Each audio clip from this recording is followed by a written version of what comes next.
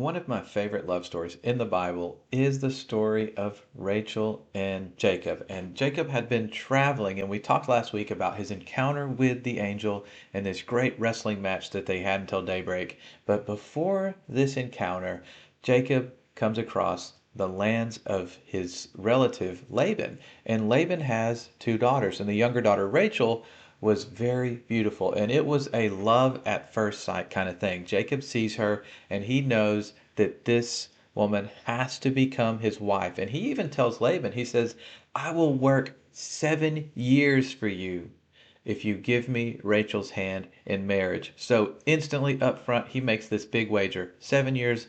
From there, I will take your daughter's hand in marriage. And Jacob holds up his end of the bargain. He works for 7 years.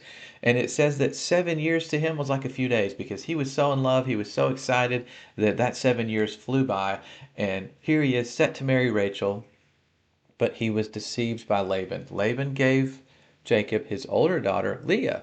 And Jacob says, look, when he realizes he's been deceived, he says, I will work 7 more years if you give me your daughter, Rachel. So he works 14 years to gain her hand in marriage. That's how in love with Rachel Jacob was. And he endured a lot of hardships. He was being left out in the heat and in the cold, and his wages were being diminished over and over again, but he stayed and he built this family. And after years and years of not being able to have children together, him and Rachel finally give birth to a son, Joseph. And this week we're going to be looking at the importance of that birth, some of the parallels between the events in Joseph's life and that of our Messiah, because there is also some foreshadowing here, just like when we looked at the life of Abraham and some of these other events that happened, they foreshadow what was to come with our Messiah. And Joseph is essentially the favorite son. Now, Joseph has 11 brothers and sisters. He's not the only child by any means. There were other servants who gave birth before Rachel was able to conceive and have this child. But Joseph was the favorite. And all of his siblings were very jealous of Joseph. He was born to Jacob at an older age. Jacob essentially took him in and saw something special about Joseph, and he makes him this coat of many colors, which we've often hear about. And Joseph starts having dreams. He starts dreaming of things that he probably doesn't fully understand, but he's excited about these dreams and he just wants to share them with his brothers and sisters. And he says, hey, we were out gathering sheaves in my dream, and your sheaves all bowed down to mine. And his brothers, obviously being jealous, he's the favorite son, and he's been given this special coat. They're angry with Joseph, and they are, what, our sheaves bowed down to yours. Like, what are you trying to say? That you're going to rule over us? And they begin to be upset by his dreams and by his special treatment from Jacob. And Joseph has yet another dream. But this time in his dream, he says, hey, in this dream, the sun and the moon and 11 stars, because he had these 11 brothers, they have bowed down to me. And this further enrages his brothers. Now, Joseph is probably not really sure even what's going on with their intentions towards him. He thinks, hey, I'm just sharing these dreams. I'm excited about them. What do they mean? But his brothers would eventually plot to have him killed. And Jacob sends Joseph to check on his brothers. They're attending to his flocks. So Joseph goes and he checks on his brothers. And by the time he reaches them, they see him coming and they are saying, look, here he comes. Let's kill him, because their jealousy had grown to a point of no return. They did not want Joseph to continue with the favorite son routine, continue having these dreams and these visions. They were going to stop his visions and his dreams dead in their tracks.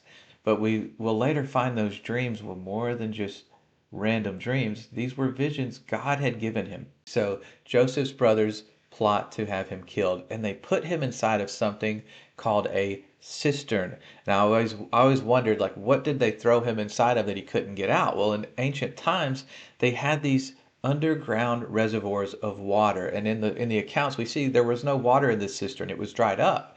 But they throw Joseph in, and these cisterns are wider at the bottom and they're smaller at the top, so you can't essentially climb out without any help. He would have to have somebody reach in and pull him out, give him some kind of a ladder or rope. And Joseph is stuck in this cistern, and they were going to leave him to die. And Reuben wanted him saved. So he said, "Don't kill him, throw him in this cistern." And Reuben had every intention of coming back and rescuing Joseph and bringing him back to his father. But as his brothers were waiting there, they see these slave traders and these Ishmaelites coming through town on their caravan, and they have all of these goods, and they think, well, hey, why not, instead of killing him and not getting anything out of it, why don't we sell him into slavery? Slavery in Egypt, where Joseph was actually sold for 20 shekels. He was given over by his brothers, by his own family, for 20 shekels.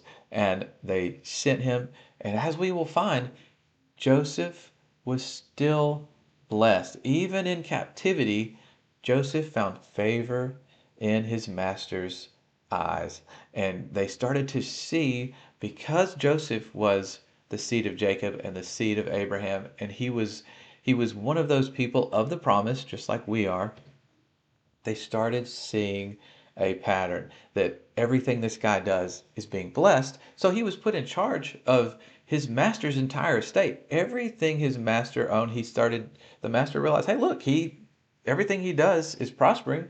I don't have to worry about anything when Joseph's in charge. So it says that all the master had to worry about was essentially just eating, getting fat, and laying around. He wasn't having to do anything because Joseph was helping this land prosper. And in the midst of his blessing, Joseph finds himself falsely imprisoned again. After being accused by his master's wife, he is thrown into prison by his master.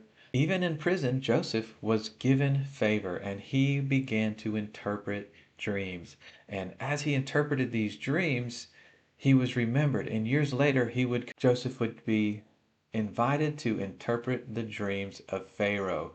And at this time, Joseph predicts a 7 years of plenty and a 7 year famine that was going to be very severe. And he warns Pharaoh. And Pharaoh asked him, I heard that you can interpret these dreams, but I love what Joseph says. It is not in me.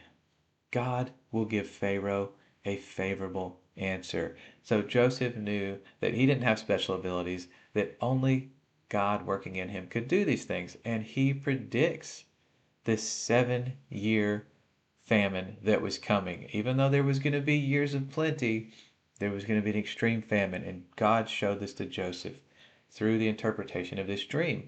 And Joseph was able to warn Pharaoh, and they were able to save up from all of their excess. And when the famine came, they were ready for it, and they were able to survive. Pharaoh was so impressed by Joseph's ability to interpret this dream and to predict this famine that he made Joseph head over all of his household. So essentially, Joseph is second in command right under Pharaoh. Eventually, the time came when Pharaoh's dream that God gave him came true, and there was a famine in the land, but they had stored up all of this excess food, and word through Canaan spread.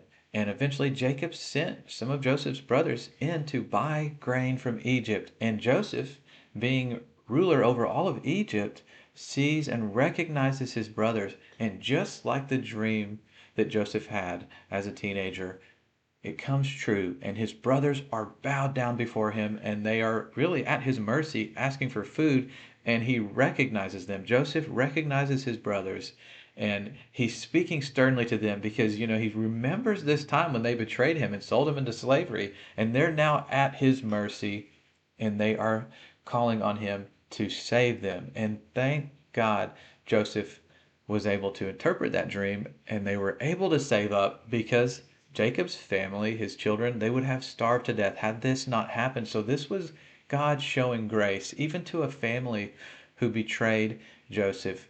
God used what happened to Joseph to bless this land and essentially save his family from starvation. I want you guys, before we meet again next week, I want you to look at the parallels that you can find between the life of Joseph and what happened to him being thrown into captivity, being falsely accused. What parallels do you see with the life of Joseph and our Messiah. And I think you may also find that there are some parallels between Joseph's story and the story of Daniel that we'll encounter later on. And we're going to talk about these events and how they relate and foreshadow what would come with our Messiah. Thank you all for listening today. I hope you have the most blessed, God filled day, and we'll see you next time.